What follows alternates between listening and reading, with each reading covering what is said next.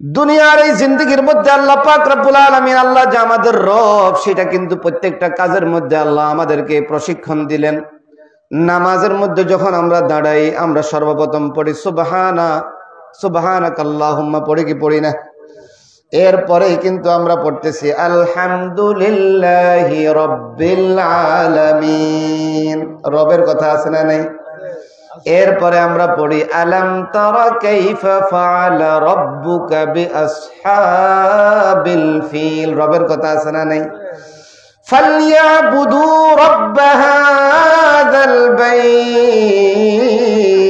রবের কথা আছে না নাই? কুল আউযু বিরাব্বিল ফালাক। রবের কথা আছে না নাই? কুল আউযু বিরাব্বিন নাস। রবের কথা আছে না নাই? এই যে দুনিয়ার জিন্দেগিতে আল্লাহ পাক রব্বুল আলামিন কিন্তু ধাপে ধাপে বারবার আল্লাহ আমাদেরকে স্মরণ করাই দেন। এরপরে নামাজের মধ্যে দাঁড়ানো থেকে যখন আমরা রুকুতে গেলাম, সেখানে আমরা পড়ি সুবহানা রাব্বিয়াল আযীম। রবের কথা আছে না নাই? এরপরে যখন আমরা সিজদায় গেলাম, সিজদায় পড়ি সুবহানা রাব্বিয়াল আ'লা। রবের কথা আছে না নাই? দুনিয়ার জিন্দেগিতে আল্লাহ পাক রব্বুল আলামিন আমার দাঁড়ানো অবস্থায়, রুকু অবস্থায়, সিজদা অবস্থায়, বসা অবস্থায়, সব অবস্থাতে আল্লাহ পাক আমাকে, আল্লাহ যে আমার রব, এটা আল্লাহ আমাকে বারবার স্মরণ করাই দিচ্ছেন, যেন দুনিয়ার জিন্দেগিতে এসে এখানে আমার বউ বাল বাচ্চা ধন দৌলত পাওয়ার পরে যেন আমি আমার রবের কথা যেন না ভুলে যাই। এই জন্য আমার বন্ধুগণ, মরার পরে যখন আমি কবরে যাব, ওই কবরে যাওয়ার পরে আমার আত্মীয় স্বজনরা আমাকে মাটি চাপা দিয়ে যখন তারা বাড়ির দিকে রওনা হবে, এখনো 40 কদমও তারা বাড়ির দিকে যাবে না, এর আগে আগে আল্লাহ আবার আমাকে জীবিত করবেন। ওই মুনকার নাকির ফেরেশতা এসে তখন আমাকে জিজ্ঞাসাবাদ আরম্ভ করে দিবেন। আর ফেরেশতা তখন সর্বপ্রথম প্রশ্ন করবেন, মার রব্বুক।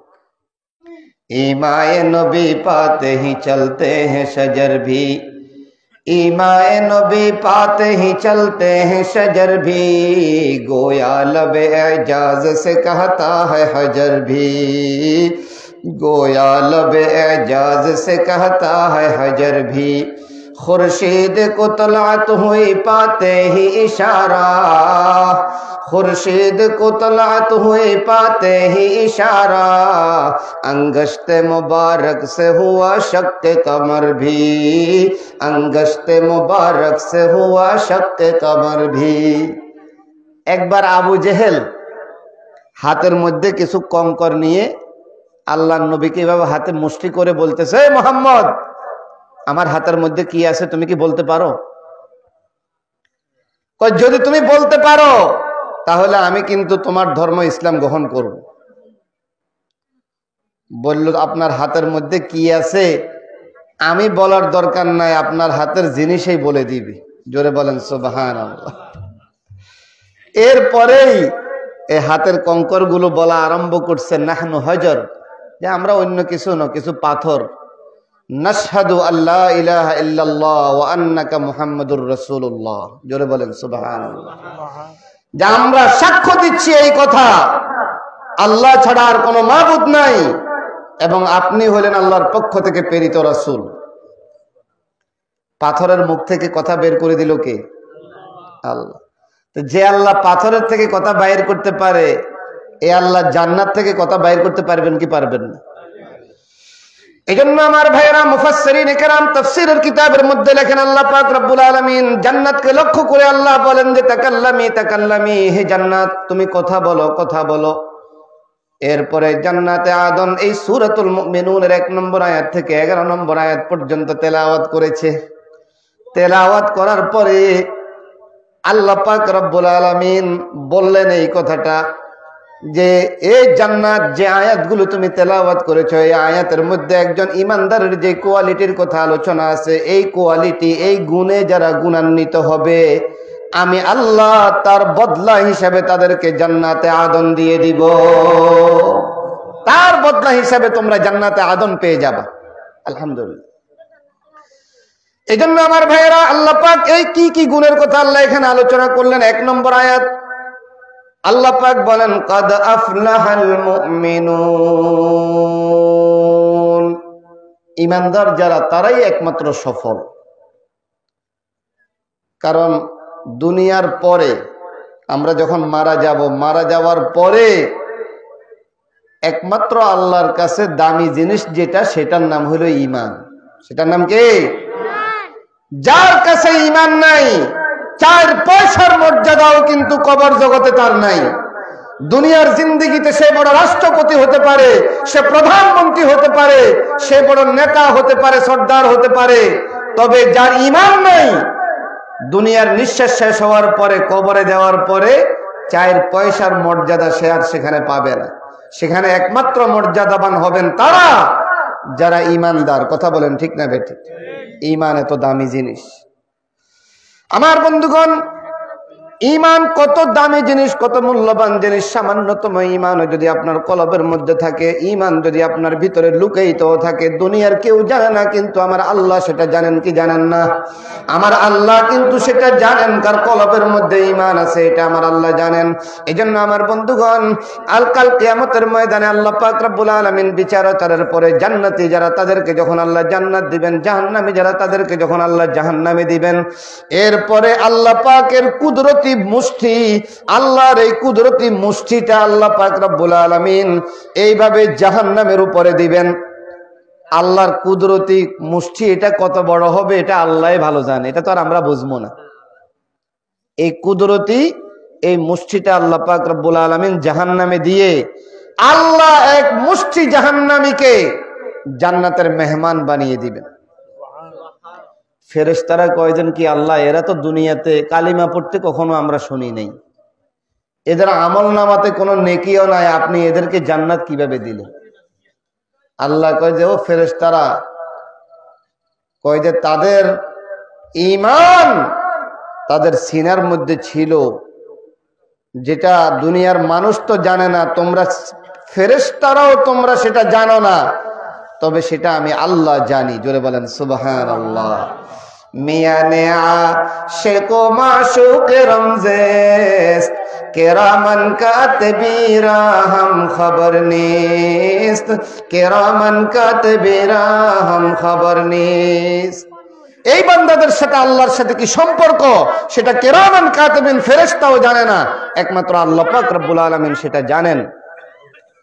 এই সামান্যতম ঈমান যে তার ভিতরে আছে, এর বদলা আল্লাহ তাকে 10 দুনিয়া পরিমাণ জান্নাতের মালিক বানিয়ে দিবেন। জোরে বলেন সুবহানাল্লাহ। এই জন্য একমাত্র সফলতা অর্জন করবে ওরাই যারা ঈমানদার। বেঈমানরা দুনিয়াতে দেখেন অনেক তামাশা করে, কিন্তু পরকালীন জিন্দেগিতে সব তামাশা হবে একমাত্র ঈমানদারদের জন্য, সব আনন্দ হবে একমাত্র ঈমানদারদের জন্য। বেঈমানদের কোনো আনন্দ নাই, কোনো উৎসব নাই, সমস্ত আনন্দ হবে ঈমানদারদের। তবে ঈমানদার যারা, তারা কিরকম ঈমানদার হতে হবে আল্লাহ এখন বলতেছেন, আল্লাযীনা হুম ফি সালাতিহিম খাশিউন। আমার বন্ধুগণ, আল্লাহ পাক রব্বুল আলামিন সফলতা অর্জন করবো ঈমানদাররা, ওরাই একমাত্র সফল হবে যারা 1 নম্বর গুণে যারা গুণান্বিত হবে, যারা অত্যন্ত বিনয়ের সাথে, তাওয়াজু এবং খুশু খুজুর সাথে যারা নামাজ আদায় করবে। আমার বন্ধুগণ, আজকে তো নামাজের সংখ্যা অনেক কম, আবার নামাজ যারা পড়ে এদের মধ্যেও কিন্তু খুশু খুজু নাই, আগ্রহ নাই, মনোযোগ নাই। কথা বলেন ঠিক না বেঠিক? মনোযোগের অভাব। নামাজও পড়তেছে, আবার ভিতরে ভিতরে দোকানের হিসাবও চলতেছে। কথা ঠিক না বেঠিক? দরজবা তসবিহ দর দিল গাও খর, দরজবা তসবিহ দর দিল গাও খর, এই চুনি তসবিহ কয়দার দাসর, এই চুনি তসবিহ কয়দার দাসর। মুখে আমি তসবিহ পড়লাম, কিন্তু আমার অন্তরের মধ্যে হলো শুধু দুনিয়া, গরু ছাগলের চিন্তা, ব্যবসার চিন্তা। কয় যে এই তসবির দ্বারা তোমার কোনো উপকার হবে না। এই জন্য আল্লাহ পাক 1 নম্বরে বলে দিলেন, যদি তুমি বাস্তব সফলতা যদি অর্জন করতে হয়, তাহলে ও ঈমানদার, কোয়ালিটি সম্পন্ন ঈমান তোমাকে আনতে হবে। কোয়ালিটি সম্পন্ন ঈমানের মধ্যে 1 নম্বর গুণ হলো বিনয়ের সাথে, অত্যন্ত খুশু খুজুর সাথে তোমাকে নামাজ আদায় করতে হবে। নামাজের তাকবীরে তাহরিমা থেকে সালাম ফিরানো পর্যন্ত এই সময়ের মধ্যে তুমি এই কথা মনে রাখবা যে তুমি ডাইরেক্ট আল্লাহকে দেখতেছো। আর এটা যদি তোমার জন্য সম্ভব না হয়, অন্তত তুমি মনে রাখবা যে আল্লাহ তোমাকে দেখতেছে। কথা ঠিক না বেটি? আল্লাহ যে আমাকে দেখে, এর মধ্যে কোনো সন্দেহ আছে? আল্লাহ আমাকে দেখতেছে। এই মনোযোগের সাথে আমাদেরকে নামাজ আদায় করতে। মনে রাখবেন, খুশু খুজু যেটা, এটা হলো নামাজের রূহ। আমাদের দেহের মধ্যে একটা হলো দেহের বডি, শরীর, আর একটা হলো রূহ। বডিটা আসল না রুটা আসল? কথা বুঝেন নাই? কোনটা আসল? রুটা আসল। রু না থাকলে বডির কোনো দাম আছে? তদ্রূপ নামাজের মধ্যে খুশু খুজু যেটা, এটা হলো নামাজের রূহ। আর আমরা যে রুকু সেজদা করি, কিয়াম, কউদ, বৈঠক যেগুলা করি, এটা হলো একটা সূরত, আকৃতি, এটা হলো বডি। খুশু খুজুটা হলো রূহ। রূহ বিনে যেরকম বডির কোনো দাম নাই, খুশু খুজু ব্যতিরিকে এই নামাজেরও কোনো মূল্য নেই। এই জন্য অনেক নামাজি এমন আছে, নামাজ পড়ার পরে এই নামাজটা ফেরেশতারা তার চেহারার উপরে ছুঁড়ে মারে। নামাজ তাকে অভিশাপ করে। নামাজ বলে, তুই যেরকম আমাকে ধ্বংস করেছস, আল্লাহ তোকেও ধ্বংস করুক। জোরে বলেন নাউযুবিল্লাহ। নামাজ পড়লাম আর নামাজের হক আদায় করলাম না, তাহলে এই নামাজ আমাকে অভিশাপ দিবে। মুকুন সুস্তি নামাজে পঞ্জে গানা, মুকুন সুস্তি নামাজে পঞ্জে গানা, ফাওয়াইলুল লিল মুসাল্লিন আল্লাযিনা। আমার বন্ধুগণ, সংক্ষিপ্ত ভাবে বলি, 1 নম্বর কোয়ালিটি হলো অত্যন্ত খুশু খুজুর সাথে, বিনয়ের সাথে আমরা নামাজ আদায় করব। 2 নম্বর, আল্লাহ পাক রব্বুল আলামিন বলেন, ওয়াল্লাযিনা হুম আনিল লাগবি মুরিদুন। ওই ঈমানদাররা হবে একমাত্র সফল, ওই ঈমানদাররা হবে কামিয়াব, ওরাই হবে জান্নাতি। কয় যে যারা অহেতুক কথাবার্তা থেকে যারা বিরত থাকবে। আমার বন্ধুগণ, অহেতুক কথাবার্তা কাকে বলা হয়? আমরা তো আজকে এটাই বুঝি না। একটা তো হইল গুনার কথা, গীবত, শিকায়েত, মিথ্যা, যেটা এটা তো কবিরা গুনাহ। এটা কি? আর লগব কাকে বলে? অহেতুক হইলো ওই কথা, যেই কথার দ্বারা দুনিয়াবিও কোনো ফায়দা নাই, উখরবিও কোনো ফায়দা নাই। এমন কথা যেটার দ্বারা দুনিয়াবিও কোনো উপকার নাই, দ্বীনেরও কোনো উপকার নাই, আখিরাতেরও কোনো উপকার নাই। যেমন আপনি ব্যবসা বাণিজ্য করেন, তাহলে আপনি একজন বিক্রেতা, আপনি ক্রেতার সাথে কথাবার্তা বলতে হবে না? সেটা কিন্তু গুনাহ নেই। সেটা কি গুনাহ হবে এই কথা? সেটা জরুরি কথা। এটা হলো দুনিয়াবি ফায়দা আছে এখানে। আর জিকির, আজকার, তাসবিহ, তাহলিল, সুবহানাল্লাহ, আলহামদুলিল্লাহ, লা ইলাহা ইল্লাল্লাহ, আল্লাহু আকবার, এগুলোর মধ্যে হলো আখিরাতের ফায়দা। আর এমন কিছু কথাবার্তা আজকে চা দোকানে বসে বসে আড্ডা দিতে দিতে বলে, যেগুলোর দ্বারা দুনিয়ারও কোনো উপকার নেই, আখিরাতেরও কোনো উপকার নেই। কথা বলেন ঠিক না? এই কথাগুলোর থেকে যারা বিরত থাকবে, এরা হবে খাঁটি মুমিন, গুণ সম্পন্ন মুমিন, ইমানদার, কোয়ালিটি সম্পন্ন ইমানদার, বাস্তব ইমানদার। তারাই একমাত্র পুরস্কার প্রাপ্ত হবে। আল্লাহ আমাদের সকলকে অহেতুক কথা, অহেতুক কাজ থেকে বিরত থাকার তৌফিক দান করুক। সবাই বলেন আমিন। এরপরে আমার বন্ধুগণ, আল্লাহ পাক রব্বুল আলামিন বলেন, ওয়াল্লাযীনা হুম লিয-যাকাতি ফাইলুন। 3 নাম্বার কোয়ালিটি, 3 নাম্বার গুণ হলো বাস্তব ইমানদার তারা, যারা যাকাত আদায় করে, সম্পদের যাকাত আদায় করে। আমার বন্ধুগণ, মনে রাখবেন, এই সম্পদ কিন্তু আপনার অর্জিত কিছু সম্পদ, এরকম যে এটা আপনার মেধার কারণে, আপনার বুদ্ধির কারণে অর্জন হয়েছে, শুধু তাই নয়, বরং সম্পদ আপনাকে দিয়েছেন আপনার মালিক আল্লাহ। কথা ঠিক না বেঠিক? আমরা তো অনেকে মনে করি যে আমার বুদ্ধির কারণে আমি আজকে অনেক সম্পদের মালিক হয়েছি, আমার শ্রম মেহনতের কারণে আমি অনেক সম্পদের মালিক হয়েছি। কিন্তু মনে রাখবেন, অনেক লোক কিন্তু আপনার চাইতে পরিশ্রম আরো বেশি করে, কিন্তু আপনার চাইতে আর্থিকভাবে দুর্বল। অনেক লোক আবার আপনার চাইতে আরো বেশি মেধাবী, বেশি শিক্ষিত, কিন্তু অর্থের লাইনে আপনার চাইতে দুর্বল। আছে না নাই? আল্লাহ পাক রব্বুল আলামিন আপনাকে যে সম্পদ দান করেছেন, ওই সম্পদের হক আপনাকে আদায় করতে হবে। এই সম্পদের আপনাকে ক্যাশিয়ার বানিয়েছে আল্লাহ। ক্যাশিয়ারের কাজ হলো ক্যাশ বন্টন করা, যে যা পাবে সেগুলা তাকে দিয়ে দিবে।